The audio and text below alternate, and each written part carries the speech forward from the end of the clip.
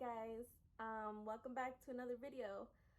So I know it's been a really long time since I've actually done a video. I think it's been about a year now.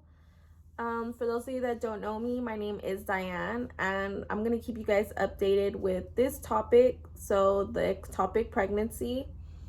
So for those of you that don't know or haven't seen my other videos, I actually had an ectopic pregnancy in the end of March of 2020.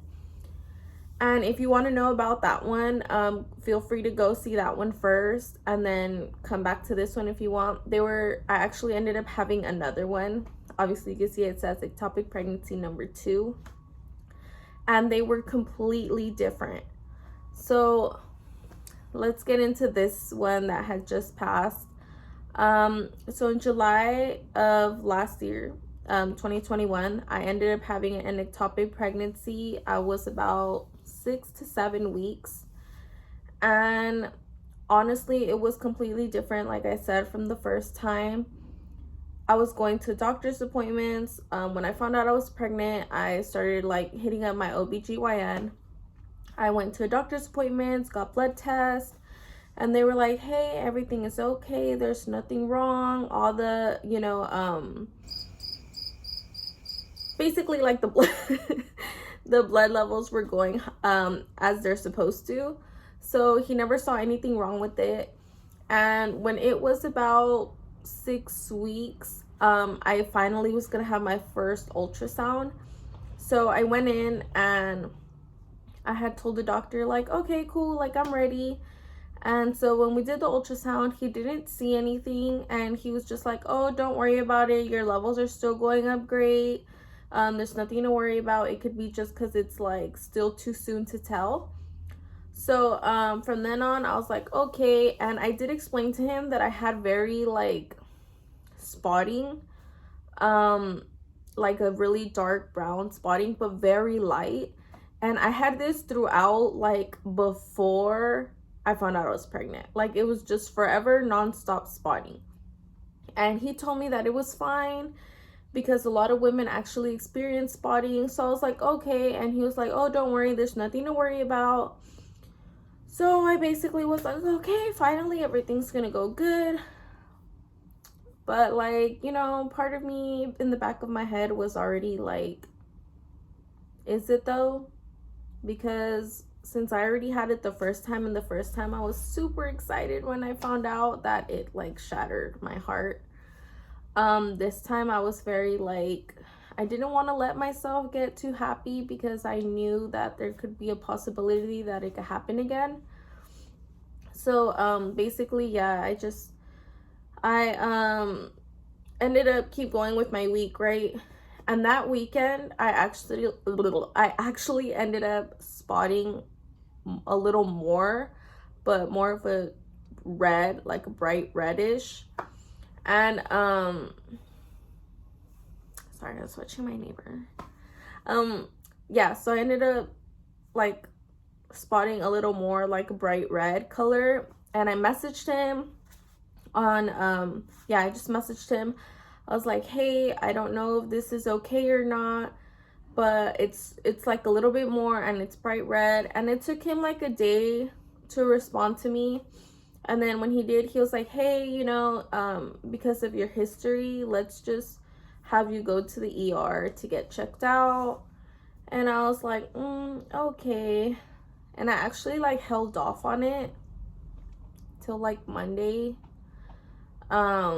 really early in the morning. I went to the ER.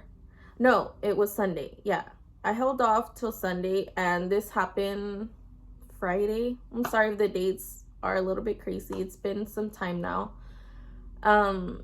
Yeah, so on Sunday I went to the ER, and I was there the whole day basically. And when I got there, they did all these tests, and then they gave me an ultrasound. When I walked in, the lady was like, oh, what's going on? It's like, oh, I'm 6 weeks pregnant. My doctor wants me to come in. He was like, she explained are you experiencing any bleeding, pain? And I was like, no, I feel perfectly fine. There's nothing going on, because I was not having any pains. I did tell her, like, yes, I was having some very light spotting, but it happened before, you know, I found out I was pregnant and everything. So when they admitted me and did the ultrasounds and everything, then the doctor walks in and she's like, sorry, Diane, but you're having another ectopic pregnancy. And I was really bummed out. So she was just like, I need you to stay. We're going to admit you in and just basically, you know, have the surgery, all of that. So she had told me that there was, when they did the ultrasound, that they saw something by my right tube. And I was like, I don't understand. Like, the first time that it happened to my left tube. And you guys told me that was my bad tube. And now it's by my right tube. So I was like, what is going on? And she was like, yeah, so I want you to stay, get admitted. And I think me being hard-headed, or at the same time, my husband didn't know about it. Just because, like the first time, I wanted to try to surprise him. So I said no. And I actually ended up getting up. I'm not doing it. And the ER staff were very like, no, please stay. We need to admit you. We don't want nothing to happen to you. And I was like, no, I'm good. So I walked out of the ER. As soon as I walked out, maybe got into my car, a doctor calls my phone and was like, Diane, please, I want you to stay. I don't want anything to happen to you. And I was just like, no, you don't understand. I need to tell my husband. So I got home. It was already really late in the day, just because, like I said, I was there all day. And I actually worked at that time Sundays. So my husband was like, oh, you got home early from work, because I was working the night shift at the time. And I was like, I wasn't at work. And he was just like, what do you mean? Where were you? And I was like, I was at the hospital. And he was like, oh, is everything okay? Like, what's going on? And I just like looked at him and I was like, it's happening again. And he was like, what do you mean? I was like, it's happening again. So he like comes to me to comfort me, and you can't really comfort somebody going through that. It's just a little difficult, a lot of emotions. It's still very hard for me. But to continue with the story, I explained to him what happened, that I walked out of the ER, and he told me that that's not a good idea because something can happen to me. And at the end of the day, the doctors are trying to do what's, you know, helpful and what's best. So I was just like, look, all I heard was the doctor say there is something by your right tube. I didn't hear it's inside your right tube. So if there's a small chance, I'm gonna take it. And he was like, okay. I was like, I have a appointment coming up this week, so maybe I can hold off to then. And he was looking at me like it wasn't a good idea, but at the same time, because of everything going on, I don't think he wanted to tell me no. So the next morning, I like wake up and there's like 3 calls from different doctors. One was from my OBGYN, and they're like, hey Diane, I saw your ultrasounds and everything, and I think you need to go to the ER. I don't want nothing to happen to you. And I was just like, don't tell me what to do. And then another doctor calls me and he's like, hey Diane, the same, like I saw, you know, your ultrasound. Until finally, like, a doctor called me and I actually answered, so I didn't go to voicemail. And he, the same, called me like, hey, we need you to come in. We don't want nothing to happen to you. And at that moment, my husband was there with me and like next to me. And then the doctor's like, just imagine that if you take your daughter to school, your husband goes to work, and you're at home and your tube bursts, you will faint, bleed out, and you'll be deceased by the time they get home. So that woke me up, because why would I want to put that trauma onto my family for me, I guess I was being selfish or something. But I don't think anybody understand basically what I was going through. So that day I was like, all right, I'm gonna go to the ER, and my husband was like, I'll go with you, and I was like, no, because it's COVID, like it's fine, like I did this before, so it's fine. I was like, just pick up, our daughter when she gets out of school, and everything will be fine. So I'm like driving to the hospital.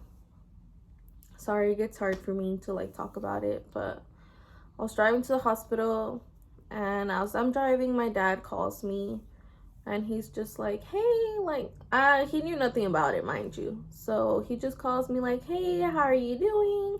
Like, are you at home? Because since it was Monday, I was entering late, and I was like, no, I'm going to the emergency room. And my dad like, what's going on? Are you okay? Let me go see you. And I was like, it's happening again. He was like, what do you mean? And I was like, the baby got stuck in my tube again, so I have to go to the ER. And he was like, oh, do you want me to be there with you? And I was like, no, it's fine, I'm gonna go himself. You can't go with me anyways because of COVID. And he did not care. He ended up meeting me at the hospital, but like on the way I was like forever crying, driving myself to the hospital, just because I was very in my head that I was going to the hospital to get rid of my child. So it was really hard on me. But yeah, so my dad ended up meeting me there in the emergency room, and I was like, oh, but you can't come inside. And he's like, it's okay, I'll wait in the parking lot. And I was like, no, it's okay. And then the nurse kind of seen how I was, so she let me be outside in the parking lot with my dad. And basically when it was my turn, she was able to, when they were gonna admit me, because they were gonna admit me in, she was like, oh, when it's ready, I'll call you in. So I was out there with my dad, and I appreciated him being there because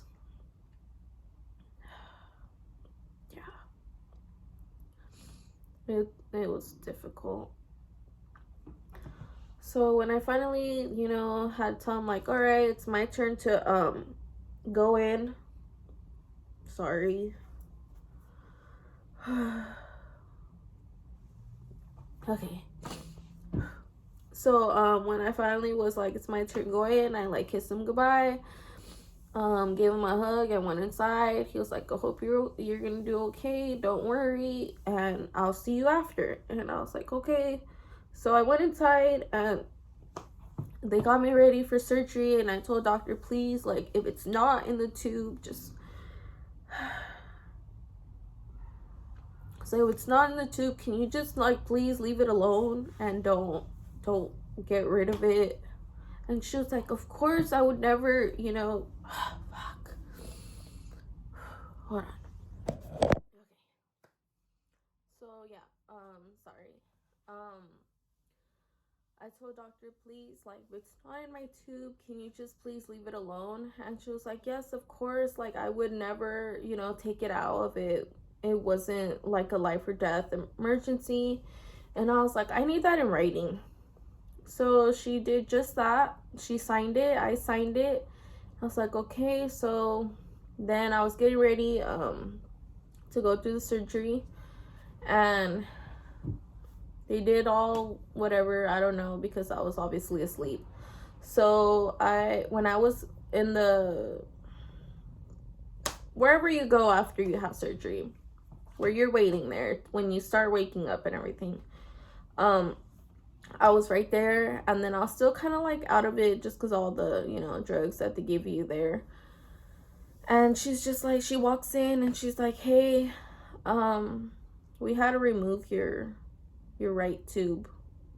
And I didn't take the news like all then, like exactly what was going on. I was just like, like I knew, but like because I was still out of it, it was very like, you know. So she was like, we had to take your tube out. It actually ruptured and you were already bleeding. So when they did the ultrasound before, it showed some liquid, but they can't tell what it was. So yeah, she told me that it did rupture. The embryo was inside and it ruptured, and I was already bleeding out. So she had to take it out, and I was very sad. She was just like, honestly, like if you want to end up having a child, it would be best if you do like IVF and stuff, just for you won't have to like go through it again. And I was like, okay, like if I do that, will this happen again? And she was like, no, you'll be fine and everything. And I was like, okay. So yeah, my husband ended up picking me up, and it was so hard to move. I was in so much pain. I have like, I believe it's 2 incisions or something, because the camera has to go through one. And then yeah, my husband picked me up and we went to go pick up my daughter. She was with my mom, and I like hugged her and I just started to cry and cry. And she didn't understand what's going on. My daughter's only 6. So she was like, Mommy, are you okay? Do you go to the doctor? And I was like, yeah, I'm okay. I want to be okay. And my parents were like, you need to be strong. You can't have her crying, seeing you like that. Because once my daughter saw me cry, she started to cry a lot. I think just to see me like that, you know, if you know me, you're really not going to see me like that. Yeah. And it took some time for me to heal. It was hard in the beginning. I went through like a depressive state the first days, that I felt like I was useless. I couldn't even bend over to shower like myself, so my husband had to help me with it, and I would just cry while he was doing it. And I told him that I felt like I was useless. But yep, I ended up like recovering from it. My husband was very helpful. My family was very helpful. And you know, it was difficult. It's still very difficult now. You can see it still affects me a lot. I still have a lot of episodes that I get. I call them episodes just because they're very random. I could be perfectly fine, even like leaving work, just like, oh, everything's going great. And then I'll get in my car and I'm driving and I'll just start to cry a lot. I'll be like in the shower and then I'll just sit down and start to cry. And I don't think people understand what you're going through. And there's nothing anybody could tell you to make you feel better about it, but it helps to talk about it. I was just suffering in silence. I didn't know who to talk about, because everyone I talked to would just tell me like, oh, don't worry, it's gonna happen when it happens. Everything's gonna be okay. Don't worry, one day you're gonna have, you know. And I didn't need like words of affirmation at the time. I just felt like I needed somebody there. And don't get me wrong, my husband was, you know, he's present, physically present, but when it comes to the situation, he's not a person that knows how to like, what can I tell you that'll make you feel better? Because he's someone that like, when you have a problem, he will fix it, but you can't fix this problem. He can't do anything. So yeah, at the time, sometimes I felt like doing nothing, and it would have been nice just to have someone sit there and watch a movie with me or something. I don't know. And don't get me wrong, in the beginning, like the first week, second week after the ectopic, yeah, people cared. And then they like go away. And it's okay. You know, at the end, I tell everyone, like, I'm fine. Everything's fine. I'm gonna be fine. And deep down inside, I'm actually very sad at times still. But you know, things are gonna take time. And I did try to conceive, you know, after that ended up happening and it hasn't happened. Me and my husband did go see a doctor, like the consultation for doing IVF. And yeah, he was just telling me like, okay, this is what's gonna happen. All the money that you're about to spend to do IVF. And just, I was just like, you know what? I don't want to do it. I was like, I don't want to. My body has just gone through so much stuff. And I feel like hopefully if it happens, because the doctors tell me like it's still a possibility for me to be able to have, you know, to have one. I also did like to see my ovaries where they put a liquid in and it went through and they were like, oh, your tube isn't blocked. So I saw like, I'm not going to do the IVF yet. Hopefully like I'm able to conceive on my own. If not, then we'll, you know, continue with that.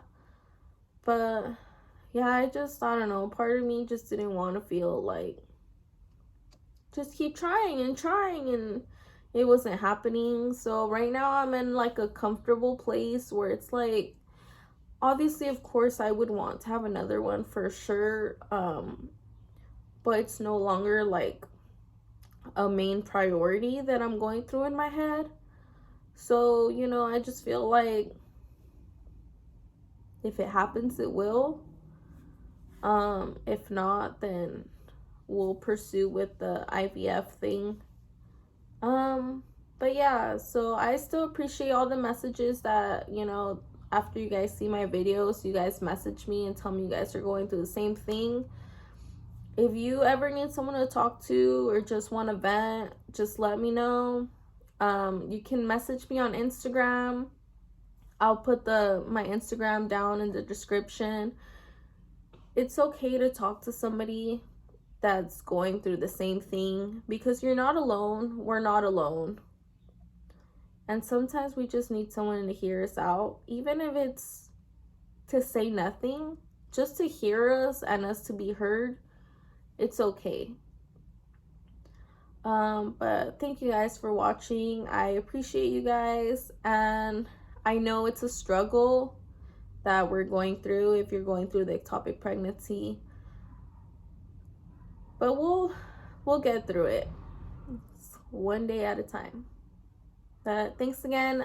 Don't forget to hit that like button, subscribe down, subscribe to my channel, subscribe down. What am I saying?